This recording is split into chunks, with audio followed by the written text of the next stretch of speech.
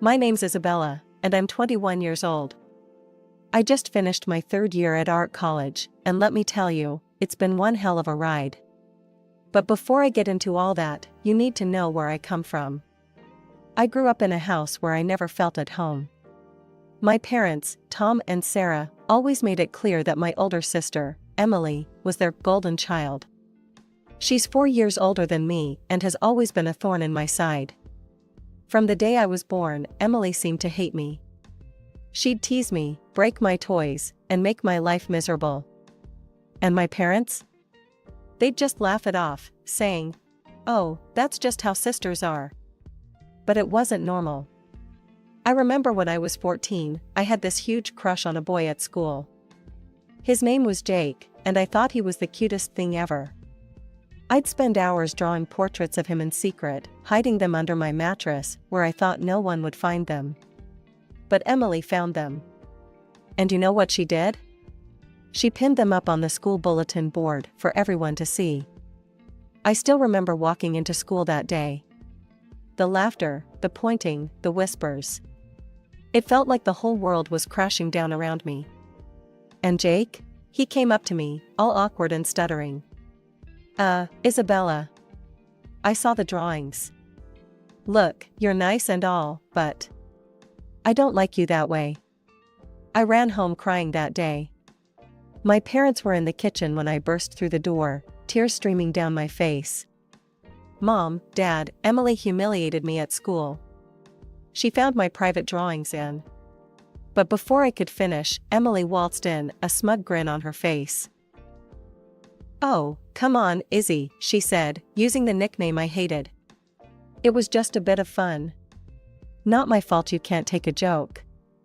And you know what my parents did? They laughed. They actually laughed. "Sweetie," my mom said, wiping tears of mirth from her eyes, "you really need to toughen up. It's not Emily's fault you're such a crybaby." That's why, when I got accepted into art college, I was over the moon. It was my ticket out of that house, away from the constant mockery and belittlement. My grandmother was the only one who ever showed me any real love. She was the one who encouraged my art, who told me I had talent. When I got accepted, she insisted on paying for my tuition.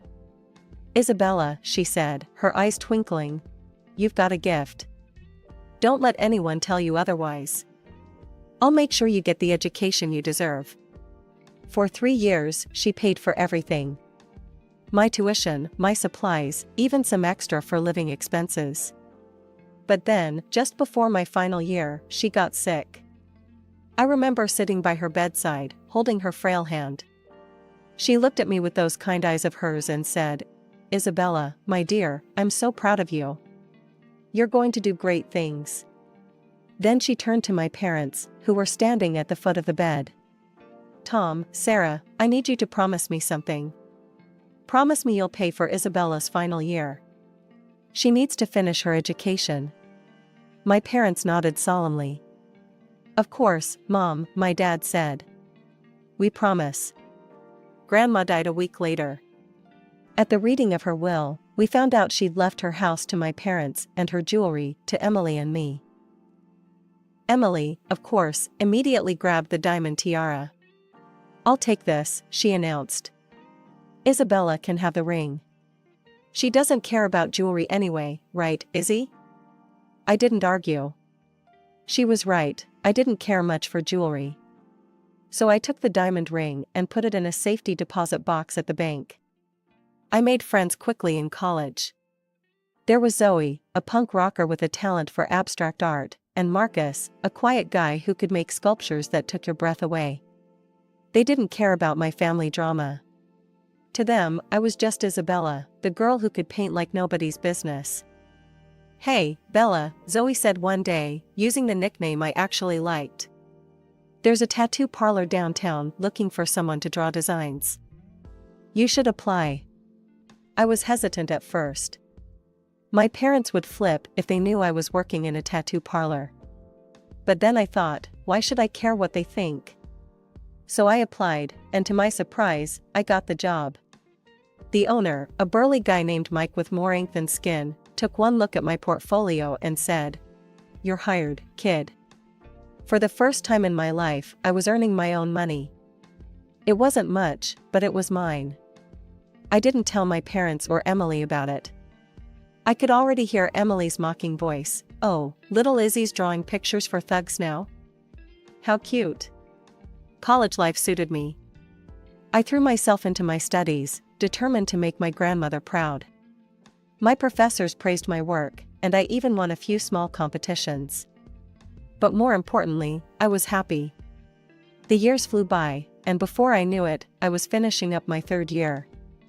As the summer break approached, a familiar dread settled in my stomach.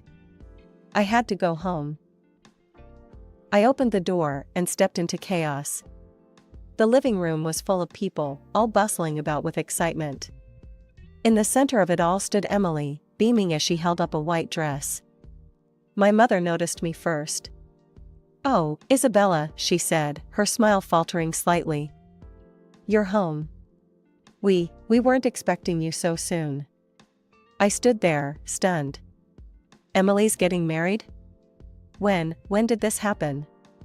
Emily turned to me, her smile turning into a smirk. "Oh, didn't anyone tell you? I guess we've all been so busy with the preparations, it must have slipped our minds." I felt like I'd been punched in the gut. My own sister was getting married, and no one had even bothered to tell me. "Who's the lucky guy?" I managed to ask, trying to keep my voice steady. "This is Richard," Emily said, pulling forward a tall, handsome man I hadn't noticed before. "Isn't he dreamy?" Richard gave me a polite smile and extended his hand. "Nice to meet you, Isabella. I've heard so much about you." I shook his hand, wondering what exactly he'd heard. Knowing Emily, probably nothing good. The next morning, I woke up to the sound of excited chatter downstairs. Emily was holding court at the breakfast table, surrounded by our parents and a couple of her bridesmaids. As I listened to their conversation, I learned that Emily had broken up with her previous boyfriend at our parents' insistence. Apparently, he'd been mixed up with some dangerous crowd. "Thank God you listened to us, sweetie," Mom said, patting Emily's hand. "Richard is such a better match for you. And his family is so well off." I couldn't help but roll my eyes. Of course, that's what they cared about. "Speaking of Richard," Emily said, turning to me with a smirk, "he's taking me out to dinner tonight. Not that you'd know anything about that, right, Izzy? Still haven't found a boyfriend?" They all laughed, and I gripped my coffee mug tighter, willing myself not to cry. Some things never change. As the days passed, I tried to stay out of everyone's way. I spent most of my time in my room, sketching and counting down the days until I could leave. But one evening, I couldn't avoid the family dinner. We were all seated around the table when Emily dropped her bombshell. "I've decided to wear Grandma's tiara for the wedding," she announced. "It'll look perfect with my dress." "Oh, that's a wonderful idea," Mom exclaimed. Emily wasn't done. "But you know what would make it even better? If I had a matching piece to go with it. Like, oh, I don't know, a ring?" I froze, my fork halfway to my mouth. I knew exactly where this was going. Mom's eyes lit up. "Oh, that's right. Isabella, didn't Grandma leave you a ring?" I nodded slowly, a sick feeling growing in my stomach. "Well, there you go," Emily said, clapping her hands together. "Izzy, you'll let me borrow the ring for the wedding, won't you?" I put down my fork. "Borrow? For how long?" Emily laughed, a sound that sent chills down my spine. "Oh, silly Izzy. I mean, you'll give it to me. For keeps." But Grandma left that to me," I protested weakly. "Come on, Isabella," Dad said, his voice stern. "Don't be selfish. It's your sister's wedding day." I looked around the table, hoping to see someone, anyone, on my side. But all I saw were expectant faces, waiting for me to give in. Like always. "Isabella," Dad said, his voice cold. "Either you give the ring to your sister, or we won't pay for your final year of college." The room fell silent. I couldn't believe what I was hearing. But But you promised Grandma, I whispered, tears welling up in my eyes. Emily let out a harsh laugh. Oh, please. No one cares about promises made to some half-witted old woman. I stood up so fast, my chair fell over. How dare you talk about Grandma like that? I shouted. That's enough, Dad roared. Isabella, you have a choice to make.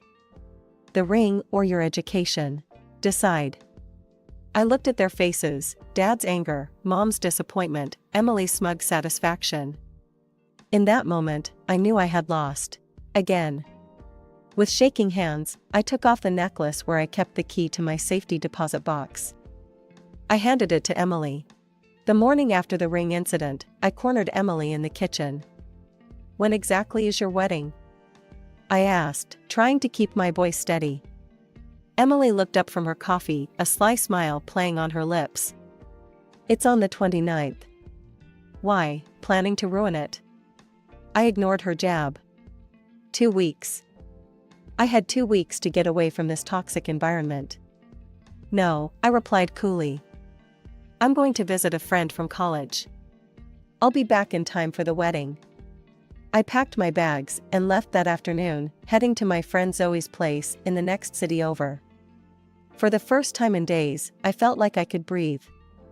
Zoe and I spent the week exploring art galleries, hitting up local cafes, and just enjoying each other's company. It was exactly what I needed. But my moment of peace was shattered exactly 1 week later. I was scrolling through my social media feed when I saw it, photos of Emily's wedding. My sister, resplendent in white, the diamond tiara glittering on her head, and my ring sparkling on her finger. The caption read, "Just married. Off to the Maldives with my hunky husband." I felt like I'd been punched in the gut. With shaking hands, I dialed Mom's number. Why didn't you invite me to the wedding? Emily told me the wrong date. There was a long pause. Then Dad's voice came on the line. Isabella, your sister, she didn't want you there. She said you'd ruin her perfect day. We thought it was best not to tell you. I felt like I was going to be sick. How could you do this to me? I'm your daughter too. Don't be dramatic, Mom chimed in. It's not like you really wanted to be there anyway, right? I hung up, my whole body shaking with anger and hurt. A few days later, I returned home, only to find Emily had also returned from her honeymoon. I walked into the living room to find her, Mom, and Dad huddled together, looking at apartment listings. I cleared my throat, and they all looked up. Don't forget about my tuition, I said, my voice small. You promised to pay for my last year if I gave Emily the ring. Dad shifted uncomfortably. Actually, Isabella, we've decided to use that money as a down payment on Emily's apartment instead. I felt like the floor had dropped out from under me. But you promised. You swore to Grandma. Plans change, Mom said dismissively. Emily needs it more. I'm sure you can figure something out. Emily was still laughing, a cruel, mocking sound that made my blood boil. Before I knew what I was doing, I lunged at her, grabbing a fistful of her hair. Emily screeched, and suddenly everyone was shouting.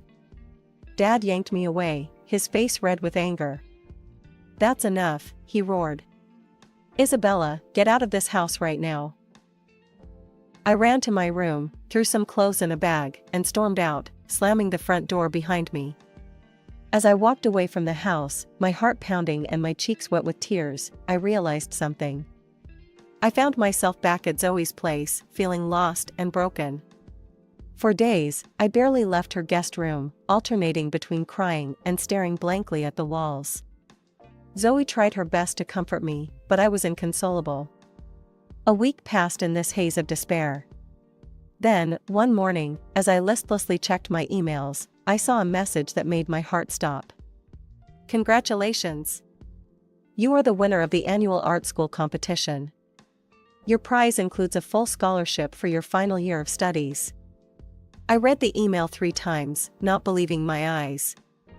Then I let out a scream that brought Zoe running. I thrust my phone at her, happy tears streaming down my face. I won. I won a scholarship. I can finish school. Zoe's eyes widened as she read the email, then she pulled me into a bone-crushing hug. "Oh my God, Bella. This is amazing." For the first time in weeks, I felt a glimmer of hope. I could finish my degree without my parents' help. I could make my own way. When the new semester started, I threw myself into my studies with renewed vigor. Between my classes and my part-time job at the tattoo parlor, I barely had time to think about my family drama. Months passed, and I slowly started to heal. One day, I was hanging out with my classmate, Jake, who worked part-time at a local pawn shop. We were chatting about our day when he mentioned something that caught my attention. "You won't believe what happened during my shift today," he said. "This girl came in with the most beautiful diamond necklace and ring I've ever seen. Must have been worth a fortune." My heart skipped a beat. "What did she look like?" I asked, trying to keep my voice casual. Jake described a woman who sounded exactly like Emily. "Can you draw the jewelry for me?" I asked, my hands shaking slightly. Jake looked confused, but complied.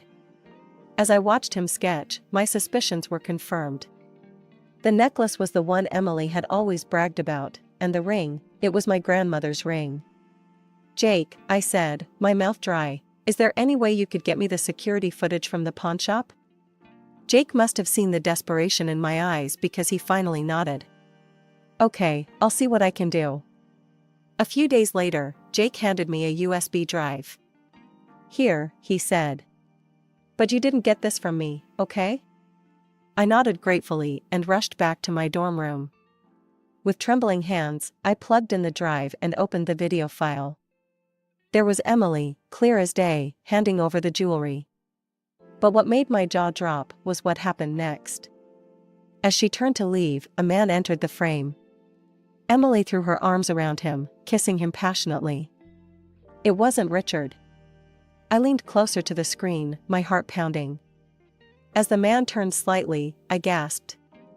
I recognized him. It was Emily's ex-boyfriend, the one our parents had made her break up with because of his criminal connections.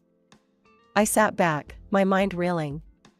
Emily had pawned her precious jewelry, including my grandmother's ring, and was apparently cheating on her husband with her criminal ex-boyfriend. Part of me wanted to immediately send this video to my parents, to Richard, to everyone who had ever believed Emily's lies. But another part of me hesitated. This was big. Too big to act on impulsively. Months passed, and I thought I'd put my family drama behind me. Then, out of the blue, my phone rang. It was my Aunt Lisa, my mom's sister. "Isabella, darling, I have wonderful news," she chirped, her voice bubbling with excitement. "Your sister is pregnant. Can you believe it? They're having a big announcement party next week. Isn't it exciting?" My heart sank. Of course, another family event I hadn't been invited to. "That's great, Aunt Lisa. Thanks for letting me know." After hanging up, I sat on my bed, conflicted. Part of me wanted to ignore it, to continue cutting ties with my toxic family. But another part of me, the part that still held on to the video from the pawn shop, knew this might be my chance. A week later, I found myself standing outside my parents' house. Cars lined the street, and I could hear laughter and chatter from inside. Taking a deep breath, I walked up to the front door and rang the bell. Mom opened the door, her smile instantly fading when she saw me. "Isabella, what are you doing here?" Pushing past her, I walked into the living room. The chatter died down as people noticed me. Emily, standing in the center of the room with Richard, looked like she'd seen a ghost. "What is she doing here?" Emily hissed. Dad's voice boomed through the room. "Isabella, get out of this house immediately. You're not welcome here." Confused murmurs rippled through the guests. I saw Richard's parents exchange worried glances. Mom, always one for saving face, plastered on a fake smile. "I'm so sorry, everyone. We've had to distance ourselves from Isabella. She's become quite greedy and unworthy of our family name." The room erupted into arguments. Some relatives defended me, while others sided with my parents. I raised my voice. "I have something to say." Gradually, the room quieted down. All eyes were on me. I turned to Emily. "Congratulations on your pregnancy, sis. But I have to ask, why aren't you wearing Grandma's tiara and ring?" Emily's face went pale. Her mother-in-law spoke up, "Now that you mention it, I haven't seen that beautiful ring in a while." "Emily, dear, where is it?" Emily stuttered, I sent them for restoration. They needed cleaning." I nodded slowly, pulling out my phone. "That's interesting. Because I have a video here that tells a different story." The color drained from Emily's face as I connected my phone to the TV. The security footage from the pawnshop began to play. There was Emily, clear as day, pawning the jewelry. And then, the moment that made everyone in the room gasp, Emily, throwing herself into the arms of a man who was definitely not Richard, kissing him passionately. The moment the video ended, chaos erupted in the living room. Richard's face contorted with rage and pain as he turned to Emily. "Emily, what is this? Who is that man?" he shouted, his voice cracking. Emily burst into tears, mascara streaming down her face. I can explain." Richard's mother stepped forward, her voice ice cold. "I think we all deserve an explanation, Emily." Richard's father, a stern-looking man, spoke up. "I think we need a paternity test." Immediately. As accusations flew and tempers flared, I quietly slipped out of the house. I had done what I came to do. The truth was out, and for the first time in years, I felt a weight lift off my shoulders. Over the next few weeks, the full extent of Emily's deception came to light. Through the family grapevine, I learned that she had been secretly meeting her ex-boyfriend, the one with criminal connections, behind Richard's back. She had been spending Richard's money on him and even pawned her jewelry to pay off his debts. The paternity test results were the final nail in the coffin. The baby wasn't Richard's, it was her ex-boyfriend's. Richard, understandably devastated, filed for divorce.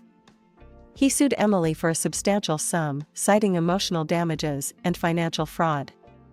Her ex-boyfriend, upon learning of the pregnancy, vanished without a trace, leaving Emily to face the consequences alone. My parents, who had always put Emily on a pedestal, were forced to face the harsh reality of her actions.